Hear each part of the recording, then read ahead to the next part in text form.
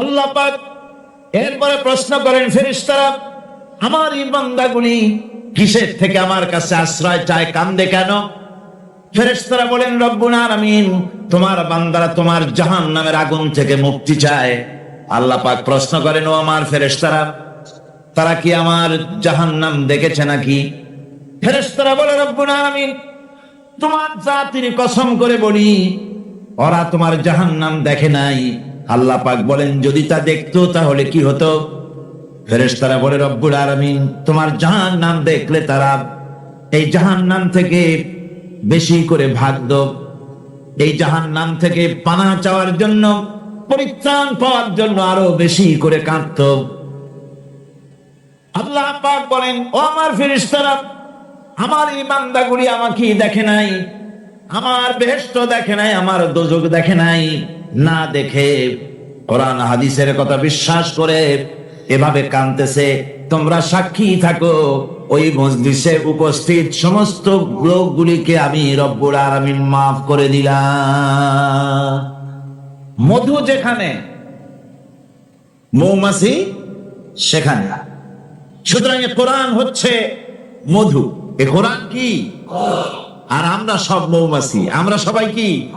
মৌমাছির মতো। কোরআন যেখানে, আকাশের অবস্থা খারাপ হোক, হরতাল হোক, বাধা হোক, সন্ত্রাস হোক, মাহফিলের কোরআন পাগল লোকদেরকে, রাসূলের আশেক লোকদেরকে, ইসলামের জন্য নিবেদিত প্রাণ মুসলমান নরনারীকে কোন অবস্থাতেই এ মাহফিল থেকে কেউ বাধা দিয়ে রুখতে পারেনি, পারবেও না। কারণ কোরআন কোন ব্যক্তির নয়, কোরআন হচ্ছে আল্লাহ পাকের। আপনারা যারা এই মাহফিল এসেছেন, বুখারী শরীফের হাদিস এসছে, আল্লাহ পাকের কিছু কিছু ফেরেশতারা তারা শুধু রাস্তায় রাস্তায় ঘোরে, গ্রামে গঞ্জে ঘোরে। তাদের কাজই হলো ঘোরা। ঘুরতে ঘুরতে যখন তারা দেখেন কোন জায়গায় কিছু লোক বসে গেছে এবং আল্লাহ পাকের জিকির করছে, আল্লাহর কোরআনের আলোচনা করছে, তখন এক ফেরেশতা আর এক ফেরেশতাকে ডেকে বলে, তোমরা যে কারণে ঘুরছো আসো। সেই লোকগুলি পেয়ে গেছে। ফেরেশতারা মাহফিলের চতুর্দিকে দাঁড়ায় যায়, গায়ে গায়ে মিশে, হাত্তাকে পৃথিবীর মাটি থেকে আকাশ পর্যন্ত আল্লাহ রহমতের বৃষ্টি অবতীর্ণ হতে থাকে সেখানে। আল্লাহ পাক সবকিছু জানা সত্ত্বেও ওই ফেরেশতাদেরকে প্রশ্ন করেন, ফেরেশতারা এই লোকগুলি এখানে বসে আছে কেন, তারা কি বলছে? ফেরেশতারা বলে, রব্বুল আলামিন তোমার এই বান্দাগুলি তোমার বিরাটত্ব, তোমার মহানত্ব বর্ণনা করছে, তোমার পবিত্রতা ঘোষণা করছে, তোমার শুকরিয়া আদায় করতেছে, জিকির আজগার করতেছে। আল্লাহ পাক প্রশ্ন করেন, ও ফেরেশতারা, তারা কি আমাকে দেখেছে নাকি? ফেরেশতারা জবাব দেন, না রব্বুল আলামিন তোমাকে তারা দেখে নাই। আল্লাহ পাক বলেন, যদি আমারে তারা দেখতো তাহলে কি হতো? ফেরেশতারা বলেন, রব্বুল আলামিন তোমার বান্দাগুলি তোমাকে পাওয়ার জন্য আরো বেশি জিকির করত, আরো বেশি ফিকির করত, আরো বেশি প্রশংসা করত, আরো বেশি তাসবিহ পড়ত। আল্লাহ পাক প্রশ্ন করেন, ও ফেরেশতারা, আমার এই বান্দাগুলি আমার কাছে কি চায়? ফেরেশতারা বলে, রব্বুল আলামিন তোমার বান্দাগুলি তোমার কাছে জান্নাত কামনা করে, বেহেশত চায়। আল্লাহ পাক বলেন, ফেরেশতারা তারা কি আমার বেহেশত দেখেছে? ফেরেশতারা বলেন, হে আল্লাহ তোমার জাতের কসম, তারা তোমার জান্নাত দেখে নাই। আল্লাহ পাক প্রশ্ন করেন, যদি তা দেখতো তাহলে কি হতো? ফেরেশতারা বলে, রব্বুল আলামিন তাহলে ওই জান্নাত পাওয়ার জন্য তারা প্রতিযোগিতা করত। আল্লাহ পাক এরপরে প্রশ্ন করেন, ফেরেশতারা আমার এই বান্দাগুলি কিসের থেকে আমার কাছে আশ্রয় চায়, কান্দে কেন? ফেরেশতারা বলেন, রব্বুল আলামিন তোমার বান্দারা তোমার জাহান্নামের আগুন থেকে মুক্তি চায়। আল্লাহ পাক প্রশ্ন করেন, ও আমার ফেরেশতারা, তারা কি আমার জাহান্নাম দেখেছে নাকি? ফেরেশতারা বলে, রব্বুল আলামিন তোমার জাতির কসম করে বলি, ওরা তোমার জাহান্নাম দেখে নাই। আল্লাহ পাক বলেন যদি তা দেখতো তাহলে কি হতো? ফেরেশতারা বলে রব্বুল আলামিন তোমার জাহান্নাম দেখলে তারা এই জাহান্নাম থেকে বেশি করে ভাগতো, এই জাহান্নাম থেকে পানাহ চাওয়ার জন্য, পরিত্রাণ পাওয়ার জন্য আরো বেশি করে কাঁদতো। আল্লাহ পাক বলেন ও আমার ফেরেশতারা, আমার এই বান্দাগুলি আমাকে দেখে নাই, আমার বেহেশত দেখে নাই, আমার দোজখ দেখে নাই। না দেখে কোরআন হাদিসের কথা বিশ্বাস করে এভাবে কাঁদতেছে। তোমরা সাক্ষী থাকো, ওই মজলিসে উপস্থিত সমস্ত লোকগুলিকে আমি রব্বুল আলামিন মাফ করে দিলাম। তোমরা সাক্ষী থাকো, সকলকে ক্ষমা করে দিলাম। একজন ফেরেশতা তখন দাঁড়াবেন, একজন ফেরেশতা দাঁড়িয়ে বলবে আয় আল্লাহ, তুমি সবাইকে মাফ করে দিলে ঠিক আছে, কিন্তু অমুক, নাম নিয়ে বলবে অমুক, সে তো কোরআন শুনতে আসে না, সে তো জিকির করতে আসে নাই, সে তো জিকিরের মাহফিলের উদ্দেশ্যে, কোরআনের মাহফিলের উদ্দেশ্যে আসে নাই, সে আসছিল এমনি এমনি আসছিল নিজস্ব কাজে। কিছু লোক দাঁড়ানো আছে, বসে আছে দেখে সেও দাঁড়ায় গেল, তারও তুমি মাফ করলে। বুখারী শরীফের হাদিসের মধ্যে লেখা রয়েছে, নবীজি বলছেন আল্লাহ রাব্বুল আলামিন সঙ্গে সঙ্গে ঘোষণা করেন ফেরেশতারা শুনে রাখো, এই মাহফিল সমূহে, আমার জিকিরের মাহফিলে, আমার কোরআনের মাহফিলে যারা আসে কোনদিন তারা হতভাগ্য হয় না, কোনদিন হতভাগ্য হয় না। যারাই আসে সকলকে ক্ষমা করে দেওয়া হয়। সুবহানাল্লাহ। কোরআনে কারীমের সে আযীম মাহফিলে আপনারা উপস্থিত হয়েছেন। এই কোরআনের প্রভাবে, এই কোরআনের বরকতে রাসূল করিম সাল্লাল্লাহু আলাইহি ওয়াসাল্লাম এমন এক সমাজ প্রতিষ্ঠা করেছিলেন, যেই সমাজে চুরি ছিল না, ডাকাতি ছিল না, হত্যা ছিল না, ধর্ষণ ছিল না, সব বন্ধ হয়ে গিয়ে একটি সুখী, সমৃদ্ধশালী, ভীতিহীন, সন্ত্রাসমুক্ত একটি সুন্দর সমাজ বিনির্মাণে রাসূল করিম সাল্লাল্লাহু আলাইহি ওয়াসাল্লাম সক্ষম হয়েছিলেন এই কোরআনের কারণে। কিসের কারণে? সকলে বলেন কিসের কারণে? কোরআনের বিধানের কারণে এটা সম্ভব হয়েছিল। মানুষ দরজা খুলে ঘুমাবার সুযোগ পেয়েছিল। আজকে দেশে ঘরের দরজা খুলে ঘুমাবার সুযোগ আছে? না। আপনার মেয়েটি স্কুল কলেজগামী, স্কুলে গিয়েছে, কলেজে গিয়েছে, মেয়েটা তার সতীত্ব নিয়ে, তার ইজ্জত নিয়ে, তার আব্রু নিয়ে ঘরে ফিরে আসতে পারবে কিনা, এ ব্যাপারে মা বাবা উদাস থাকে না শঙ্কিত থাকে? শঙ্কিত থাকে। আপনি নিজে রাস্তায় যখন বেরোন, জীবনটা ভেতরে সহ, জীবনটা সহ ঘরে ফিরতে পারবেন, এ গ্যারান্টি আজ আর কেউ দিতে পারে না।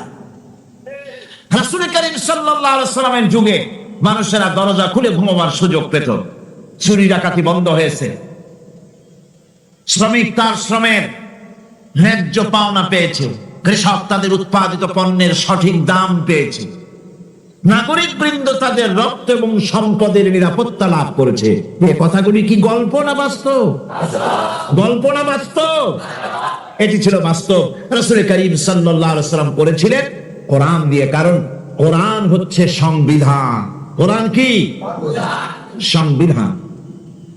পৃথিবীর সবগুলি রাষ্ট্রে লিখিত অলিখিত সংবিধান আছে।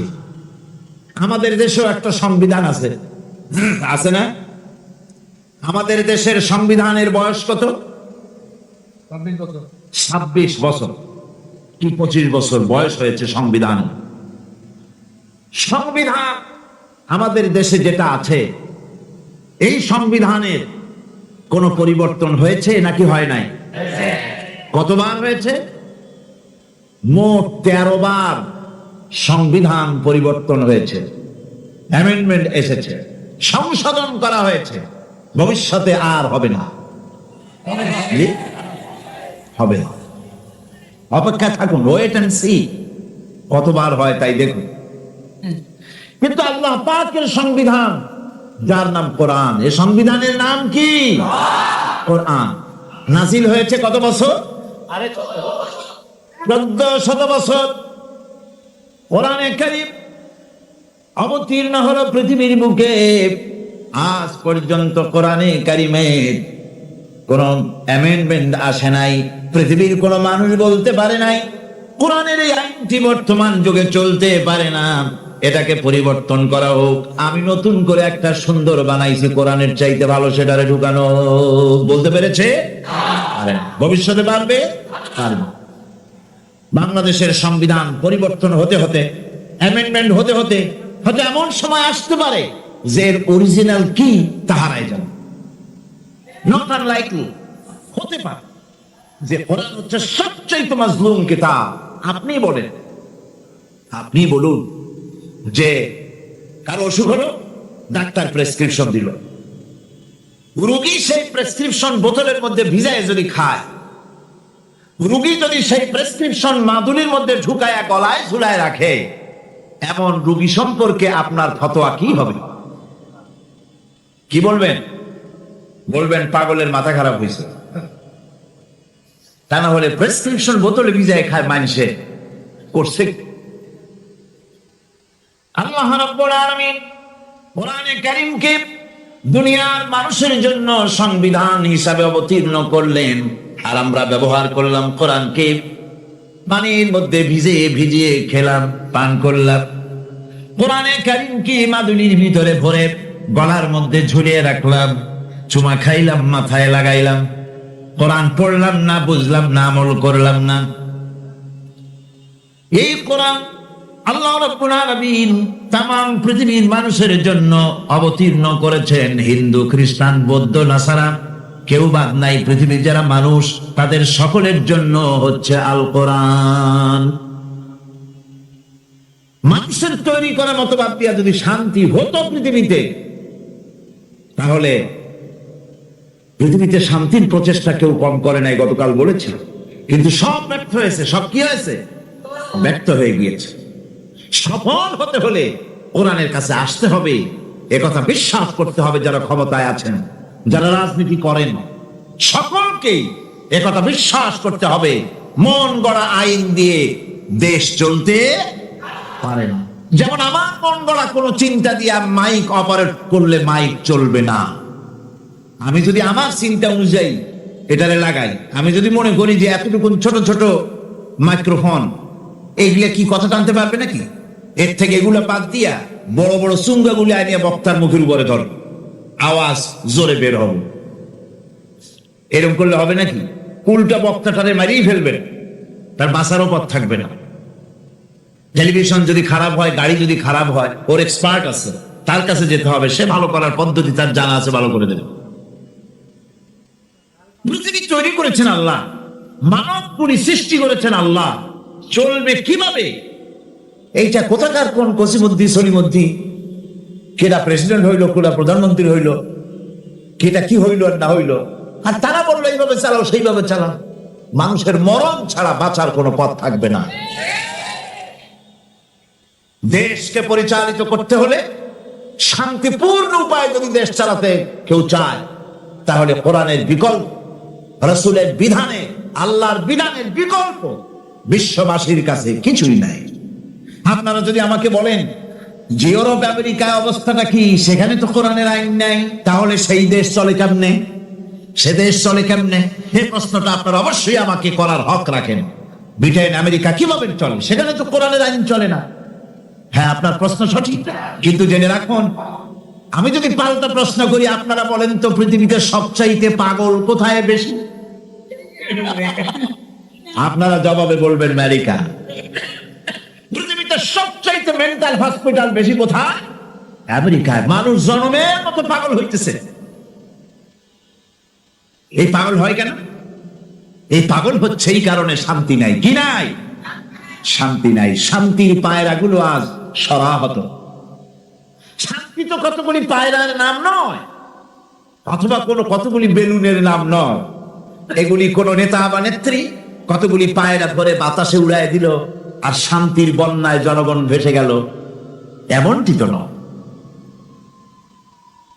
এই শান্তি আজ আমেরিকার মতো সমৃদ্ধ দেশ জনগণকে শান্তি দিতে পারে নাই। স্বামী তার স্ত্রীকে বিশ্বাস করে না, স্ত্রী স্বামীকে ভক্তি করে না, মা বাপ তার সন্তানকে স্নেহ করে না, সন্তান তার মা বাপকে শ্রদ্ধা করে না। মানুষ একটু শান্তি পায় ঘরে গিয়ে, সেই ঘরে চরম অশান্তি যায়, দেখে বউ আর একজনের সাথে, স্ত্রী দেখে তার স্বামী আর এক মহিলার সাথে। মানুষগুলি এখন মরার জন্য পাগল হয়েছে। আপনারা শুনে অবাক হবেন, গত জুলাই মাসের the Far Eastern Economic Review পত্রিকার ভেতরে এসেছে, আমেরিকার 10,000 সাদা আমেরিকা হোয়াইট হাউসের সামনে গিয়ে তারা বিক্ষোভ প্রদর্শন করেছে, দাবি জানিয়েছে সরকারের কাছে যে আমাদেরকে আত্মহত্যা করার অধিকার দাও, আইনগত অধিকার।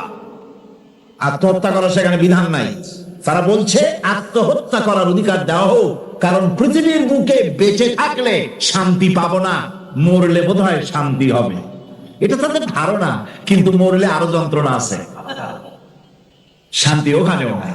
যেহেতু কামটা করছে খারাপ, কাম করছে কি খারাপ, শান্তি নেই। হায় হায়, অশান্তি এমন ভাবে তাদের পেয়ে বসেছে, অবাক হবেন।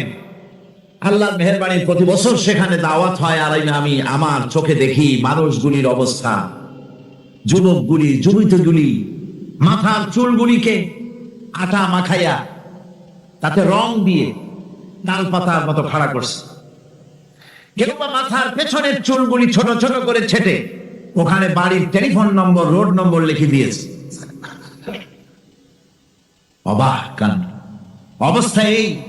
আমি বলে থাকি যে শয়তানে যদি এই দৃশ্য দেখে, বেচারা শয়তান গাছের সাথে হেলান দিয়া খালি কানবে আর বলবে যে আল্লাহ, আমি শয়তান হইয়া দুনিয়া এসে লাভটা হইল কি? এগুলি তো মারাত্মক শয়তান। উলঙ্গপনা, বেহায়াপনা, অশ্লীলতায় ছেয়ে গেছে, শান্তি নাই, ইউরোপে নাই, আমেরিকায় নাই। সেই ইতিহাস আর একদিন বলবো।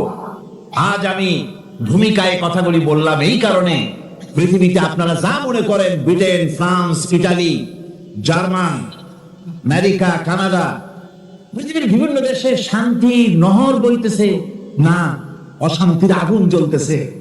আমার দেশের তাল পাতার কুড়ে ঘরে যে শান্তিটা আছে, সে দেশের আকাশ চুম্বী বিরাট ধর্মমালার ভেতরে, বিরাট বিল্ডিং এর ভিতরে সেই শান্তি নাই। কারণ হচ্ছে মানুষ সৃষ্টি করেছেন আল্লাহ, তার আইন বাদ দিয়ে অন্য কোন পথে চললে শান্তি আসবে। আসুন আমাদের সফলতার ব্যর্থতার আমরা হিসাব নিকেশ করি। গতকাল আমরা এই হিসাব নিকেশ শুরু করছিলাম।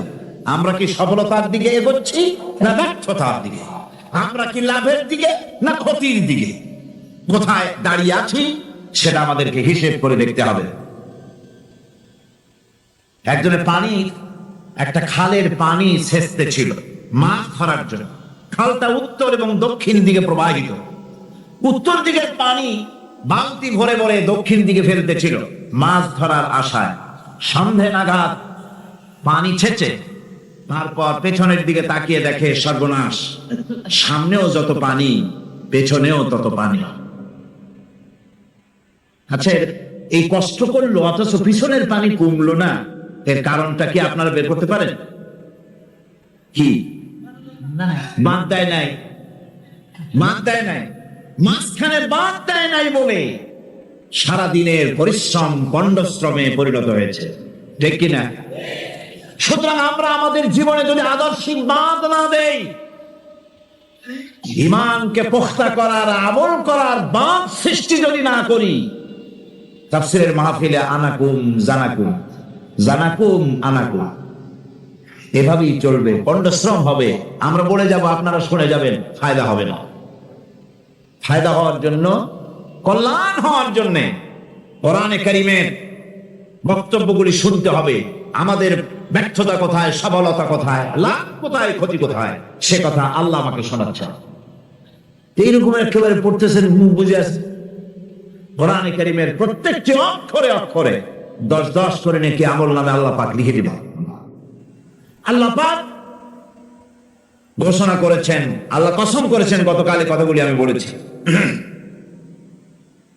গোটা বিশ্বের সমগ্র মানব গোষ্ঠীর জীবন কি ক্ষতিগ্রস্ত, মনে নাই? জীবন কি ক্ষতিগ্রস্ত। এই জীবন সফল হতে পারে, এই ব্যর্থতার ইতিহাস গতকাল শুনেছি। আজকে বলবো সফলতার কথা। এই ব্যর্থতা থেকে, এই ক্ষতি থেকে যদি বাঁচতে চাই কিনা? কারা কারা চাই দেখাই তো হাত। কারা কারা চাই ক্ষতির হাত থেকে বাঁচতে চাই? কারা? আলহামদুলিল্লাহ, হাত নামান। ক্ষতির হাত থেকে যারা বাঁচতে চান, আল্লাহ রাব্বুল আলামিন তাদের জন্য ফর্মুলা পেশ করেছেন। আল্লাহ পাক বলেন 7টি কাজ করলে জীবন সফল হয়ে যাবে। কয়টা কাজ? 7টা কাজ করলে জীবনটা সফল হয়ে যাবে। 1 নম্বরে ঈমান। 1 নম্বরে কি? ঈমান। এটাই হচ্ছে ফাউন্ডেশন। ক্ষতি থেকে বাঁচার জন্য প্রথম যে গুণটি, সেটির নাম হচ্ছে ঈমান। ইসলামে ঈমানের স্থান সর্বপ্রথম, তারপরে হচ্ছে ইসলাম। ঈমান আগে, তারপরে কি? ইসলাম। ইসলাম হচ্ছে বীজ, ঈমান হচ্ছে বীজ, আর ইসলাম হচ্ছে চারা, গাছ। এটা হচ্ছে ভিত। এই ভিত্তিকে সর্বপ্রথম মজবুত করতে হবে। ঈমানের ভিত্তি, ঈমানের ভিত্তি দুনিয়ায় ঈমানের আহ্বান জানাবার জন্যই আল্লাহ রাব্বুল আলামিন সমস্ত নবী এবং রাসূলদেরকে পৃথিবীতে পাঠিয়েছেন ঈমানের আহ্বানের জন্য। দুনিয়ার সমস্ত নবীদের দাওয়াত ছিল ঈমানের দাওয়াত। কিসের দাওয়াত? এই ঈমানের দাবিটা আসছে, দাওয়াতটা এসেছে আল্লাহর কাছ থেকে। কার কাছ থেকে? দেখুন, পৃথিবীর ভিতরে কোন নবীদের কথার সাথে আরেকজন নবীর কথার কোনো বৈপরীত্য হয় নাই। সমস্ত নবীদের কথা একরকম ছিল। কয় রকম? একজন নবীর সঙ্গে তার বক্তব্যের সাথে আরেকজন নবীর বক্তব্যের কোনো গুণগত মৌলিক কোনো পার্থক্য ঘটে নাই, অসঙ্গতি হয় নাই। কারণ নবীরা আম্বিয়া আলাইহিমুস সালাম নিজেরা বানিয়ে কথা রচনা করে তারা মানুষের সামনে পেশ করে নাই। সমস্ত নবীদের কাছে যত দাওয়াত এসেছে, একটা অফিস থেকে এসেছে। সে অফিসটা হচ্ছে কার? আল্লাহ রাব্বুল আলামিনের। তাই দুনিয়ার সমস্ত পয়গম্বরদের দাওয়াত ছিল না, এটাই ছিল সমস্ত নবীদের দাওয়াত। কোরআনে কারীম তার ধারক এবং বাহক সম্পর্কে বলে যে তিনি যে দাওয়াত দিয়েছেন, সে দাওয়াতটা হলো ঈমানের দাওয়াত। আমাদের নবী তিনি এসে যে দাওয়াত দিয়েছেন, সে দাওয়াতটা কিসের? কোরআনে কারীম বলছি, হে আমাদের রব, নিশ্চয়ই আমরা এমন একজন আহ্বায়কের আহ্বান শুনেছি যিনি আমাদেরকে ঈমানের দাওয়াত দিয়েছেন। এমন কোন পয়গম্বর নাই দুনিয়ায় যিনি ঈমানের দাওয়াত দেন নাই। সকলেই ঈমানের দাওয়াত মানুষের সামনে, বিশ্ববাসীর সামনে পেশ করেছেন। কোরআনে হাকিম স্পষ্ট একটা সীমারেখা দুনিয়ার মানুষের সামনে পেশ করে পৃথিবীর মানুষগুলিকে দুটি শ্রেণীতে বিভক্ত করে দিয়েছে। একটি হচ্ছে ঈমান পোষণকারী, আরেকটি হচ্ছে অবিশ্বাসী। একটা ঈমান পোষণকারী আর একটা অবিশ্বাসী।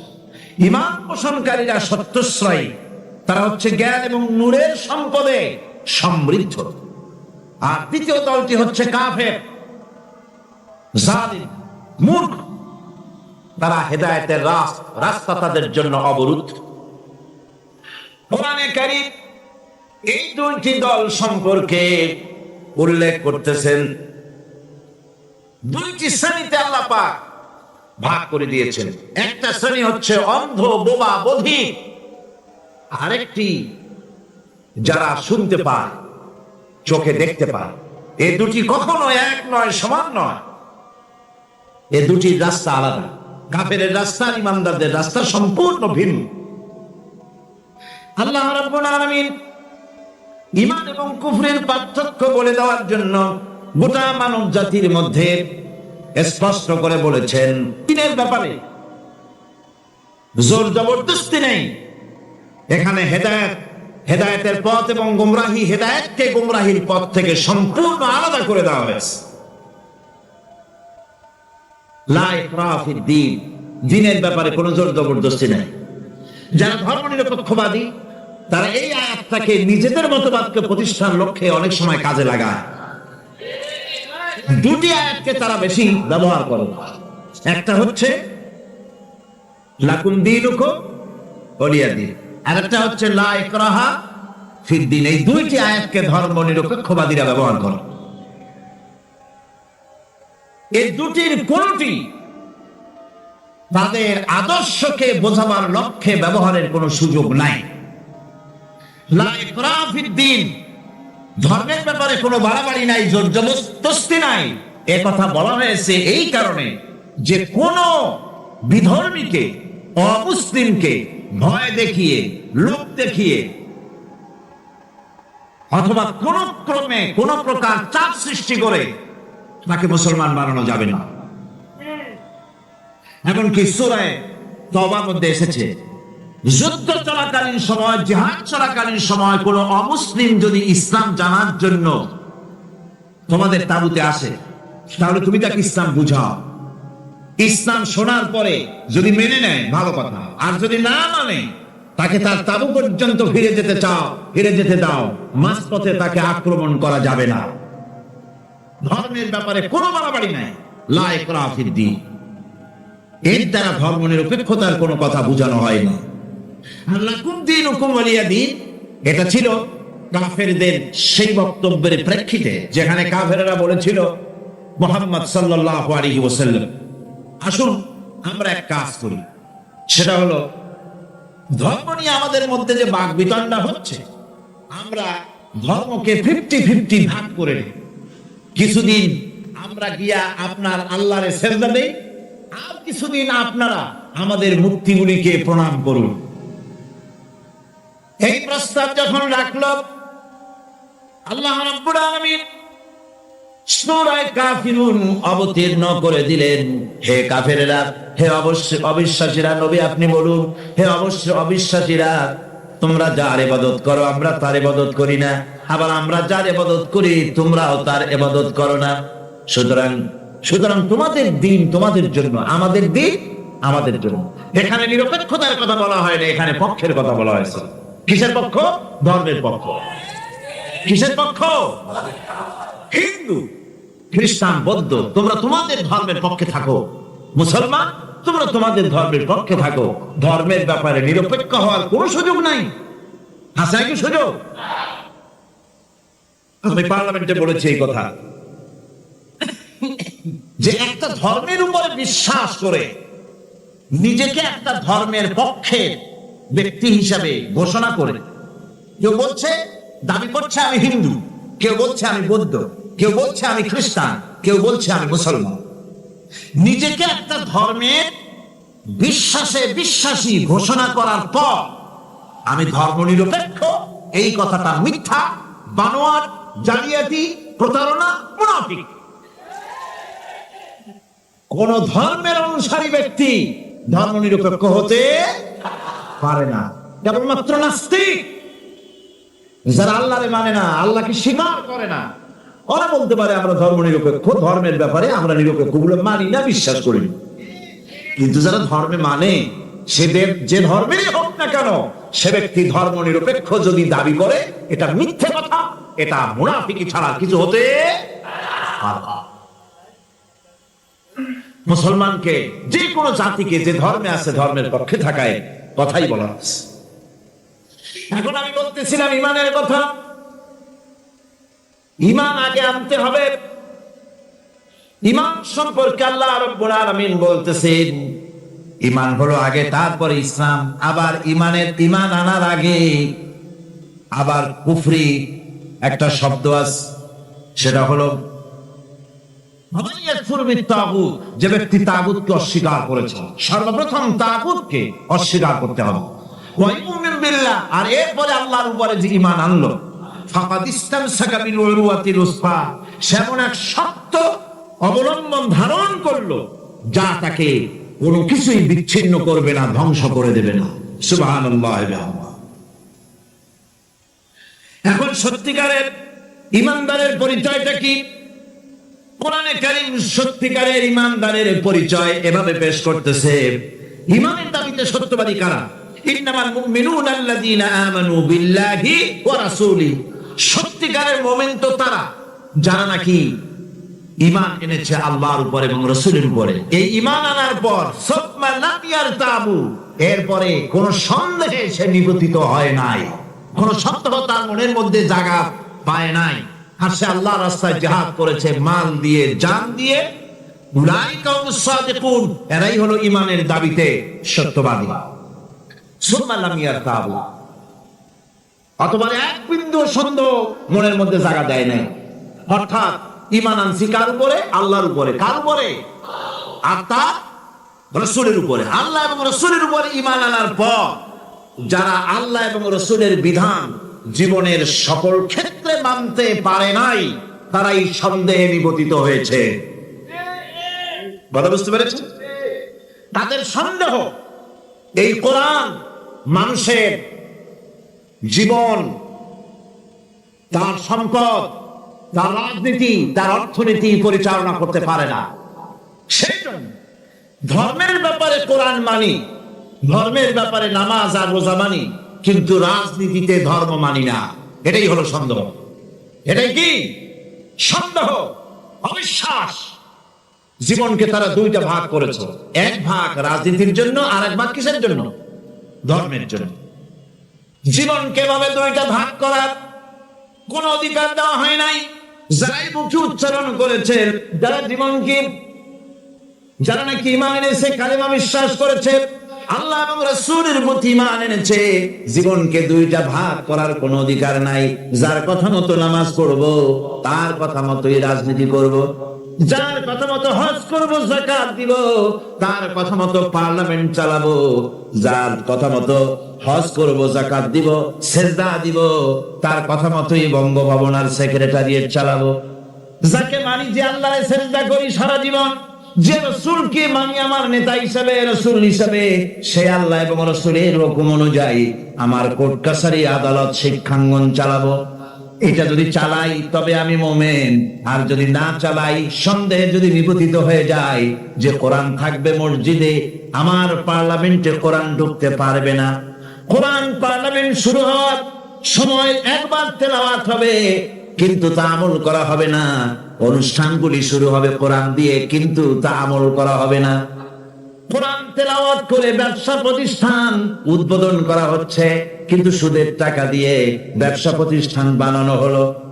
বিবাহ পড়ানো হচ্ছে কোরআনের আয়াত দিয়ে, কিন্তু যৌতুক গ্রহণ করা হারাম, সেই যৌতুক দিয়ে বিয়ে উদ্বোধন করা হলো। এমনি সকল ক্ষেত্রে নাফরমানি করে যে ঈমানের দাবি করলো, এই ঈমান ঈমান নয়, এর নাম মুনাফিকি। এই মুনাফিকি থেকে বাঁচতে হবে। সন্দেহের দ্বারা বাঁধলে চলবে না। বিশ্বাস করতে হবে আমার কোরআনের নাম সংবিধান, এই কোরআন দিয়ে পার্লামেন্ট চলবে। চলবে না? চলবে না?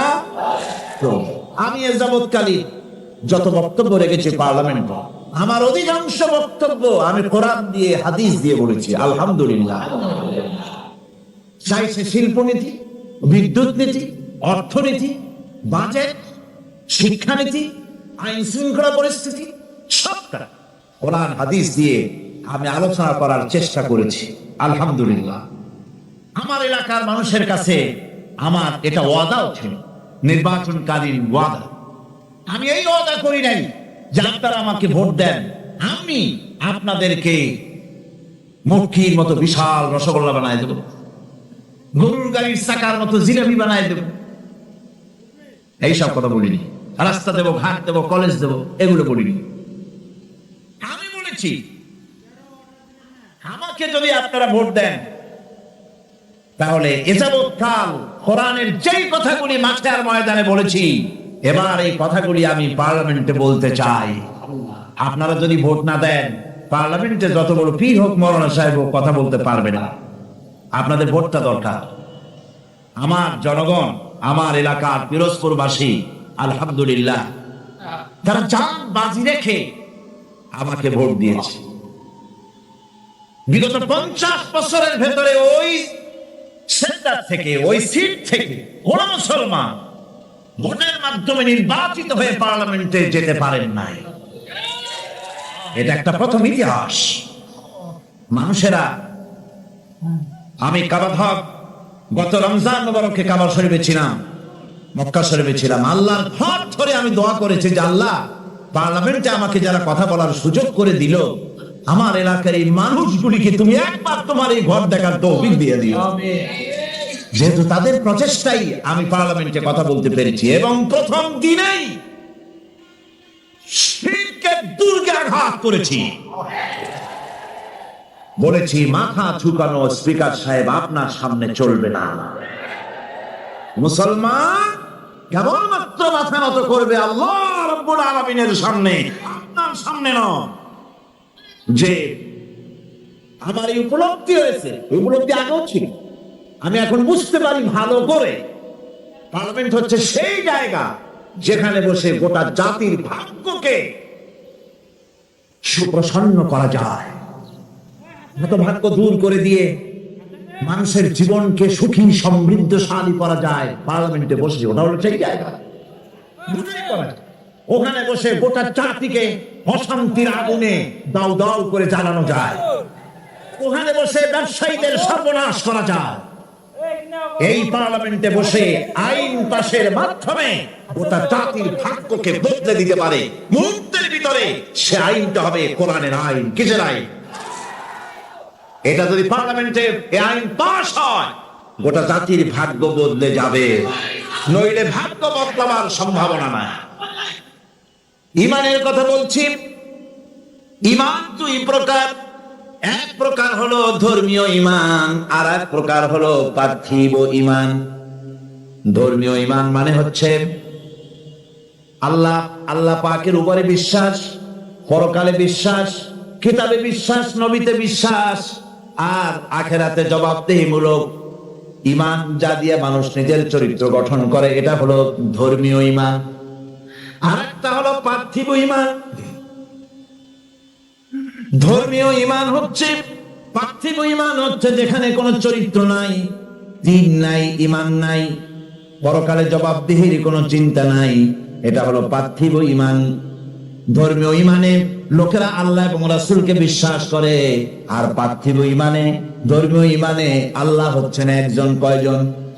ইলা ইলা ইলা ইলা কে?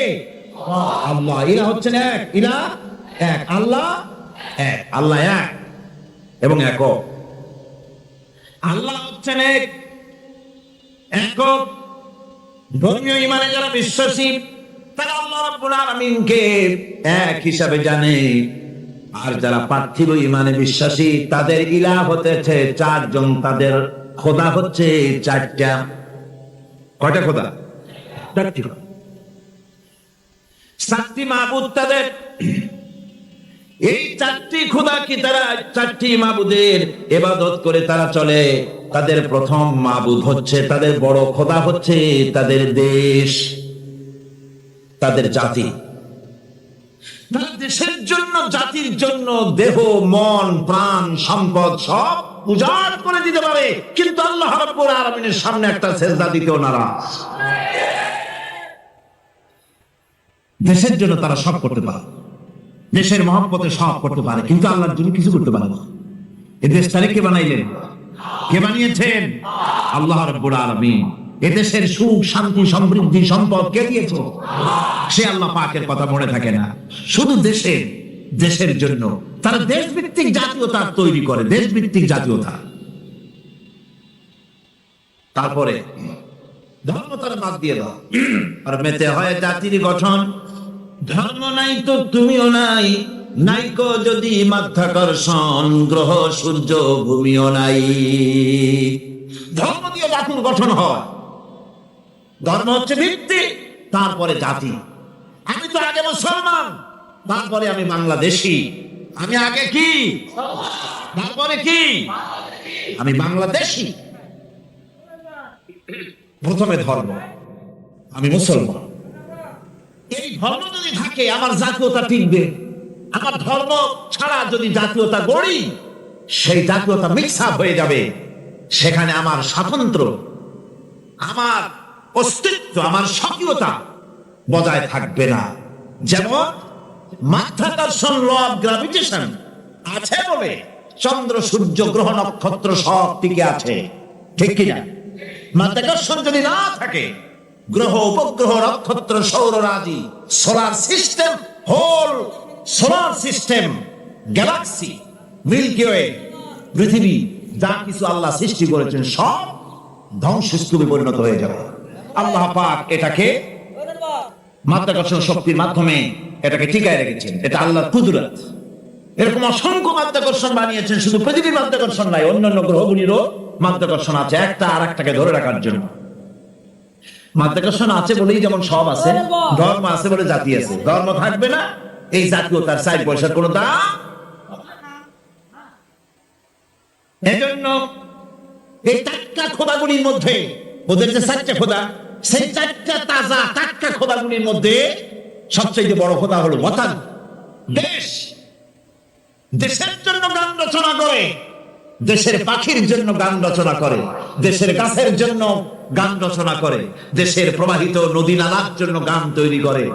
কিন্তু এই সৌন্দর্য যিনি সৃষ্টি করলেন সেই আল্লাহর নামে একটা অক্ষরও লিখতে রাজি না। সুতরাং আইন তৈরি করার ইখতিয়ার হচ্ছে আল্লাহ পাক। মানুষগুলি তো আল্লাহ, এই জন্য এ মানুষের একটা স্বাধীন সত্তা আছে, দারুণ মর্যাদা মানুষের।